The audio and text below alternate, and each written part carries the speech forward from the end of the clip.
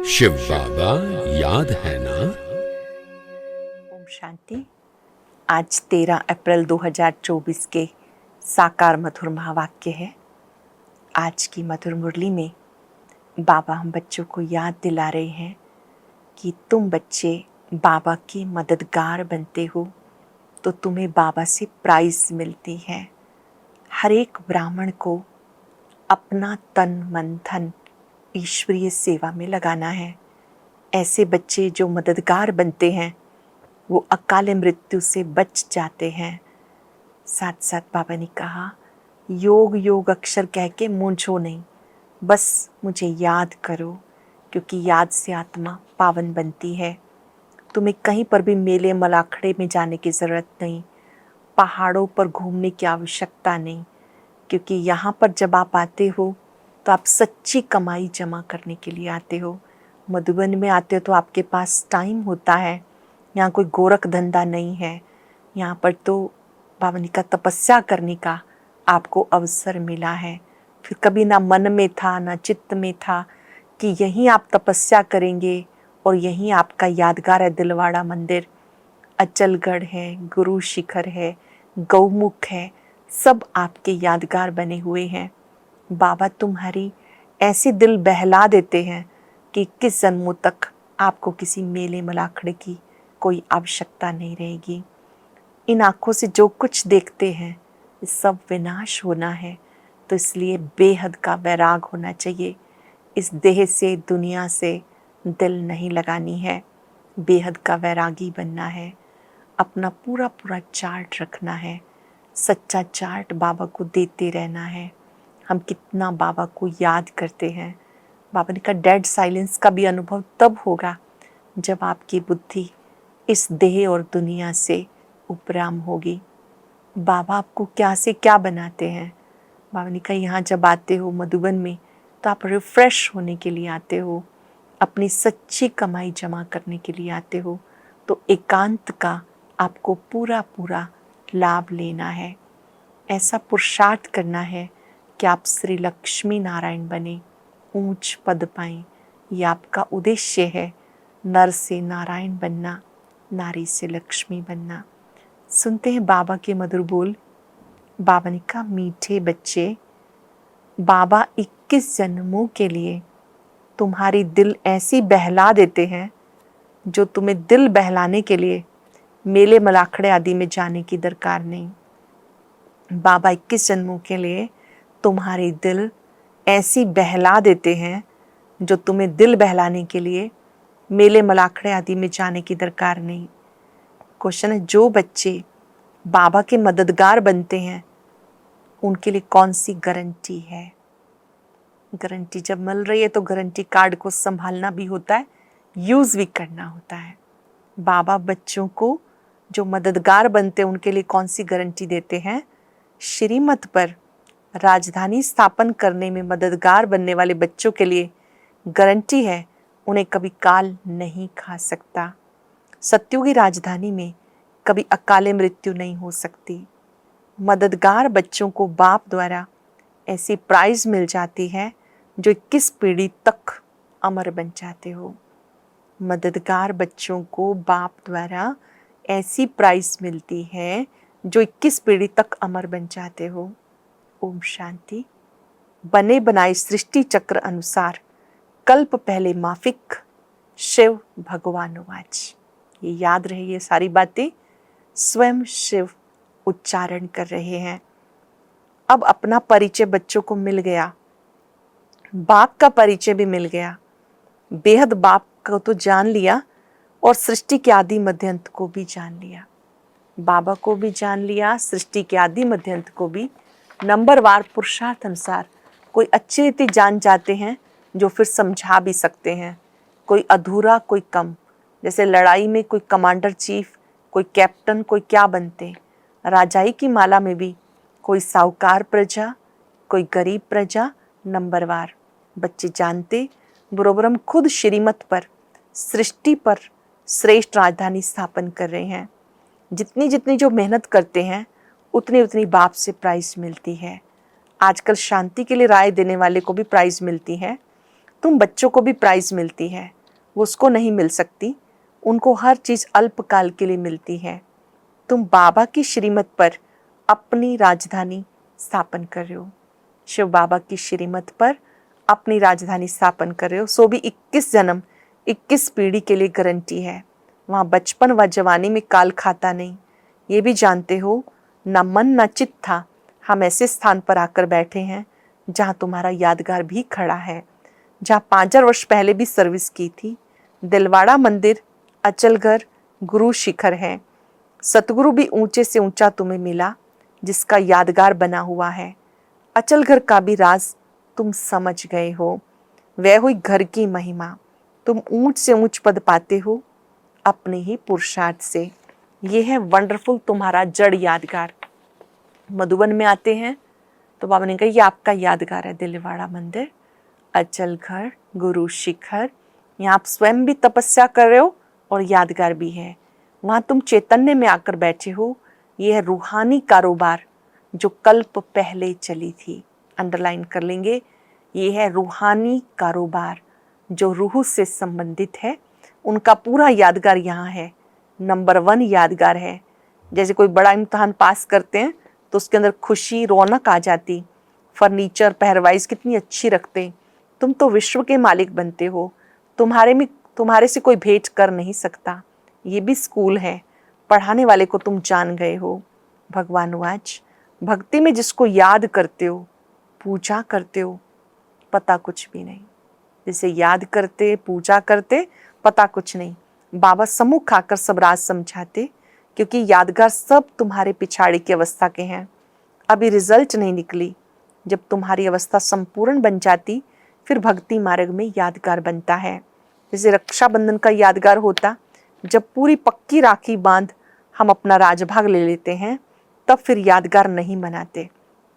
जब यादगार, बाबा ने कहा यादगार तो तब बनते हैं द्वापर से, जब आप सतयुग में होते हैं तब इसकी आवश्यकता नहीं।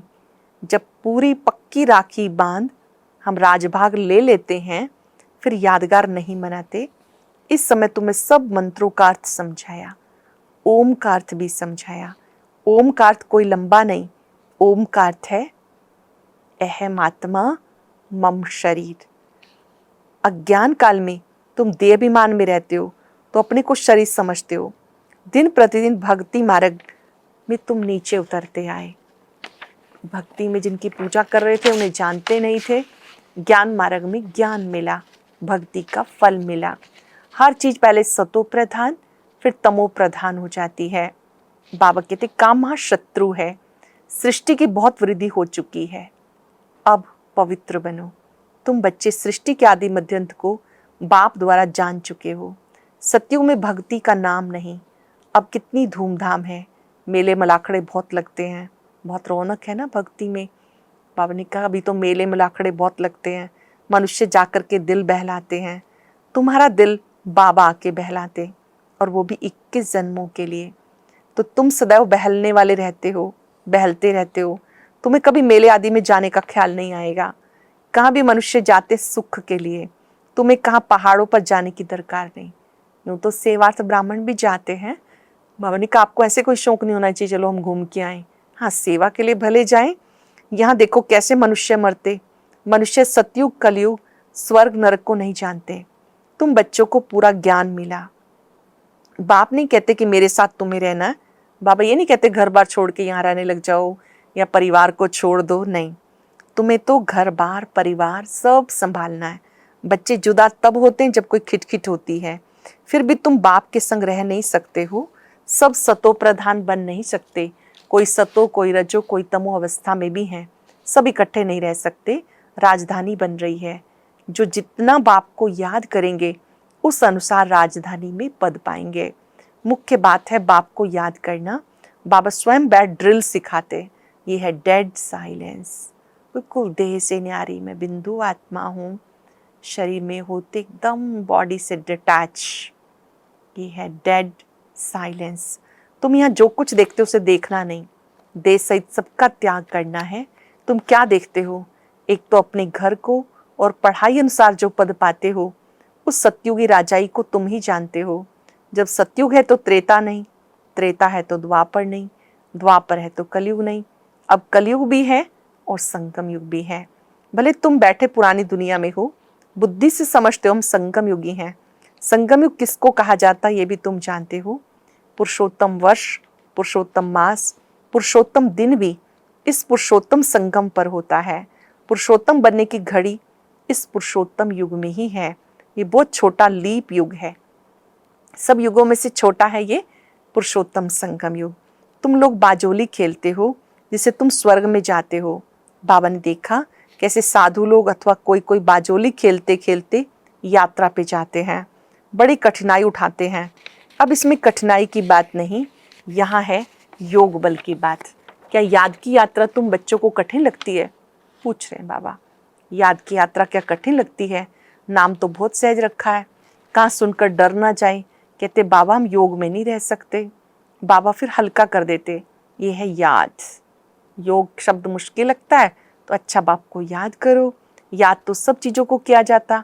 बाबा कहते अपने को आत्मा समझो, तुम बच्चे हो ना, ये तुम्हारा बाप भी है, माशुक भी है, सब आशिक उसको याद करते हैं। एक बाप अक्षर भी काफ़ी है। भक्ति में तुम मित्र संबंधियों को याद करते हो, फिर हे प्रभु, हे ईश्वर ज़रूर कहते हो। सिर्फ पता नहीं कि वो क्या चीज़ है। आत्माओं का बाप तो परमात्मा है, इस शरीर का बाप तो देहधारी है।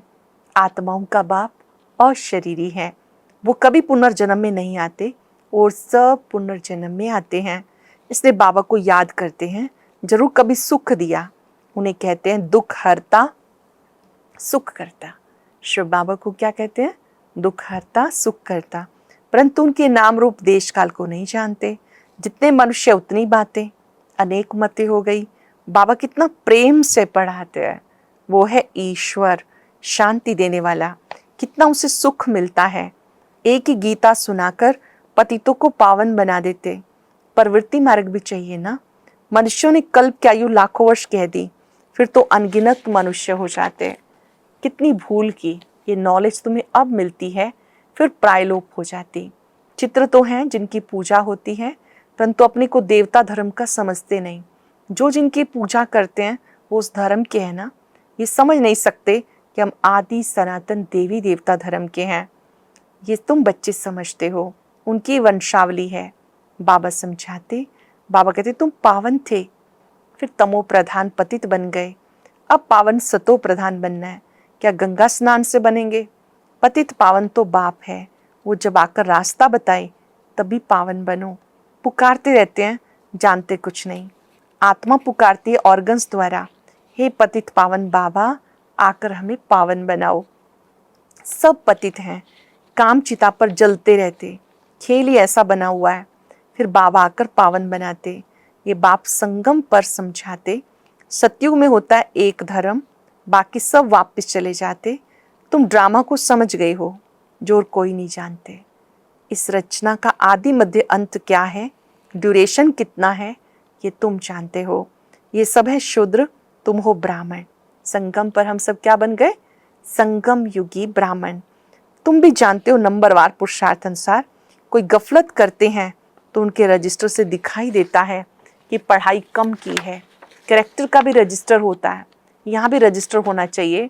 ये है याद की यात्रा, जिसका किसी को पता नहीं। ये मुख्य सब्जेक्ट है, याद की यात्रा।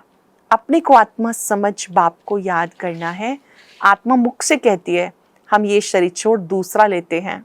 ये सब बातें ब्रह्मा बाबा नहीं समझाते, ज्ञान सागर इस रथ से बैठकर सुनाते हैं। ये सारी बातें ब्रह्मा बाबा नहीं सुना रहे, ज्योति बिंदु निराकार शिव बाबा सुनाते हैं। कहा जाता गौमुख मंदिर भी यहाँ बना हुआ है जहाँ तुम बैठे हो। जैसे तुम्हारी सीढ़ी है वैसे वहाँ भी सीढ़ी है, तुम्हें चढ़ने में थकावट नहीं होती। तुम यहाँ आए हो बाबा से पढ़कर रिफ्रेश होने, वहाँ तो गोरख धंधा बहुत है। मधुबन में आते अपने घर में आ गए तो बाबा कहते हैं यहाँ तो कोई गोरख धंधा नहीं, यहाँ तो अच्छा पुरुषार्थ कर सकते हो। जब आप अपने स्थान पर होते हो तो वहाँ बहुत गोरख धंधा रहता है, शांति से सुन भी नहीं सकेंगे। संकल्प चलता रहेगा, कोई देख ना ले, जल्दी घर जाऊं। कितना ओना रहता, यहाँ तो कोई भी ओना नहीं। जैसे हॉस्टल में रहते हैं, ये ईश्वरीय परिवार है। शांति धाम में भाई भाई रहते हैं, यहाँ भाई बहन, क्योंकि यहाँ पार्ट बजाना होता है। तो भाई बहन चाहिए। सतयुग में भी तुम आपस में भाई बहन थे, उसको कहा जाता अद्वैत राजधानी। वहाँ लड़ाई झगड़ा कुछ नहीं होता। तुम बच्चों को पूरी नॉलेज है कि हम 84 जन्म लेते हैं। जिसने जास्ती भक्ति की उनका हिसाब भी बाबा ने बताया। तुम ही शिव की अव्यभिचारी भक्ति करना शुरू करते हो। शुरू शुरू में आप शिव की पूजा करते हो, एक की अव्यभिचारी पूजा करते हो, फिर वृद्धि होती जाती। वह सब भक्ति ज्ञान तो एक ही होता। जानते हो मैं शिव बाबा पढ़ाते हैं। ये ब्रह्मा तो कुछ नहीं जानते थे। जो ग्रेट ग्रेट ग्रैंडफादर था वो इस समय ये बने, फिर मालिक बनते हैं। तत्त्वम एक तो मालिक नहीं बनेगा ना, तुम भी पुरुषार्थ करते हो। ये बेहद का स्कूल है, इसकी ब्रांचेस ढेर होंगी, गली गली घर घर में जाएंगी। ये बेहद का स्कूल है, इसकी बहुत सारी ब्रांचेस खुलेंगी। ये उस समय की बात है जब 100 सेंटर भी नहीं बने थे।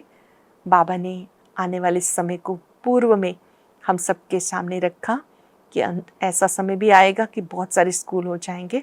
अभी तो बहुत सेंटर्स हैं, गली गली में भी खुले हुए हैं।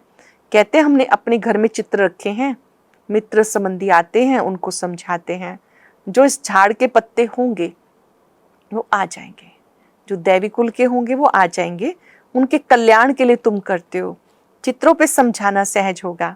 शास्त्र तो ढेर पढ़े हैं, सब भूल जाने हैं। पहले जो भी पढ़ा है ना सब भूल जाना है। बाबा कहते उसे भुला दो, बाबा है पढ़ाने वाला, वो ही ज्ञान सुनाते हैं। ज्ञान सागर ही ज्ञान सुनाते हैं। अच्छा, मीठे मीठे सिक्के लदे बच्चों प्रति माता पिता बाप दादा का याद प्यार, गुड मॉर्निंग। रूहानी बाप की रूहानी बच्चों को नमस्ते। रूहानी बच्चों की रूहानी बाप दादा को याद प्यार, नमस्ते, गुड मॉर्निंग। शुक्रिया बाबा, शुक्रिया। धारणा के लिए सार। डेड साइलेंस की ड्रिल करने के लिए यहाँ जो कुछ इन आँखों से दिखाई देता है उसे नहीं देखना। देह सहित बुद्धि से सबका त्याग कर घर और राज्य की स्मृति में रहना है। घर को याद करना है, परम धाम को और राज्य की स्मृति में रहना है। अपने कैरेक्टर्स का रजिस्टर रखना है। पढ़ाई में कोई गफलत नहीं करनी। इस पुरुषोत्तम संगम युग पर पुरुषोत्तम बनना है। अपने कैरेक्टर का रजिस्टर रखना है, पढ़ाई में गफलत नहीं करनी है। इस पुरुषोत्तम संगम युग पर पुरुषोत्तम बनना और बनाना है। वेरी स्पेशल वरदान। सदा सर्व प्राप्तियों से भरपूर रहने वाले, हर्षित मुख हर्षित चित्त भव। सदा सर्व प्राप्तियों से भरपूर रहने वाले, हर्षित मुख हर्षित चित्त भव। जब भी कोई देवी देवता की मूर्ति बनाते हैं तो उसमें चेहरा हर्षित दिखाते हैं। देवी देवताओं को जहाँ भी दिखाते हैं हर्षित मुख दिखाते हैं। तो आपके इस समय के हर्षित मुख रहने का यादगार चित्रों में दिखाते हैं। हर्षित मुख अर्थात सदा सर्व प्राप्तियों से भरपूर। जो भरपूर होता है वो हर्षित रह सकता है। अगर कोई अप्राप्ति होगी तो हर्षित नहीं होंगे। कोई कितना भी हर्षित रहने की कोशिश करे, बाहर से हंसेंगे लेकिन दिल से नहीं। आप तो दिल से मुस्कुराते हो क्योंकि सर्व प्राप्तियों से भरपूर हर्षित चित्त हो। जब भी कोई देवी देवता की मूर्ति बनाते हैं उसमें चेहरा हर्षित दिखाते हैं। आपके इस समय के हर्षित मुख रहने का यादगार चित्रों में दिखाते हैं। हर्षित मुख अर्थात सदा सर्व प्राप्तियों से भरपूर। जो भरपूर होता है वो हर्षित रह सकता है। अगर कोई अप्राप्ति होगी तो हर्षित नहीं रहेंगे। कोई कितना भी हर्षित रहने की कोशिश करे, बाहर से हंसेंगे दिल से नहीं। आप तो दिल से मुस्कुराते हो क्योंकि सर्व प्राप्तियों से भरपूर हर्षित चित्त हैं। स्लोगन है, पास विद ऑनर बनना है तो हर खजाने का खाता भरपूर हो। पास विद ऑनर बनना है तो सर्व खजानों का खाता जमा से भरपूर हो। आज हम सब याद रखेंगे, मैं सर्व प्राप्तियों से भरपूर हर्षित मुख हर्षित चित्त आत्मा हूँ। बाबा को सम्मुख देखें जो सर्व प्राप्तियों का भंडार है। बाबा ने मुझे अपना बनाकर, ज्ञान देकर, योग सिखाकर सर्व खजानों से भरपूर किया है। जो कभी सोचा भी नहीं था हर प्राप्ति से भरपूर किया है।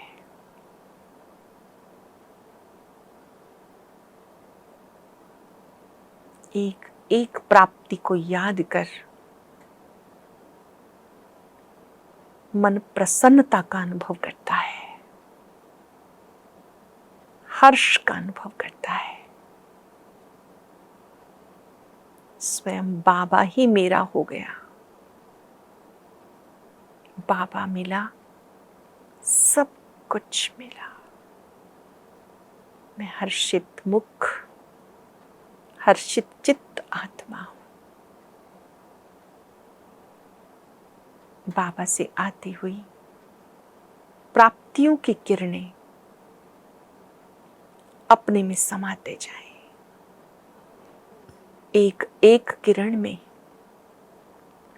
प्यार, खुशी, आनंद, शक्ति सब समाया हुआ है।